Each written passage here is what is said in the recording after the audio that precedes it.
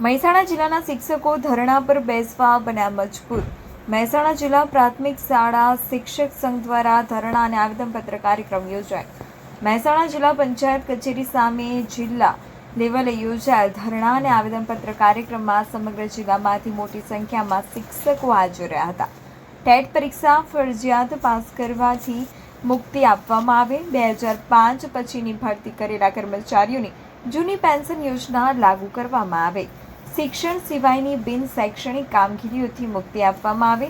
ધોરણ 6 થી 8ના શિક્ષકોને અલગ ગ્રેડ પે આપવામાં આવે। લાયકાત ધરાવતા પ્રાથમિક માધ્યમિક શિક્ષકોને વર્ગ 1 વર્ગ 2ની પરીક્ષા આપવા લાયક ગણવા સહિતની વિવિધ 12 માંગણીઓ સાથે કેન્દ્રીય શિક્ષા મંત્રીશ્રીને આવેદનપત્ર પાઠવવામાં આવ્યું। આવેદનપત્ર મારફત 29 મે 2026ના રોજ ટેટ પર સુપ્રીમ કોર્ટના ચુકાદા બાદ શિક્ષકોમાં વ્યાપક અસંતોષના પગલે તાત્કાલિક હસ્તક્ષેપની માંગ કરવામાં આવી હતી। આશિષ પટેલ, મહેસાણા।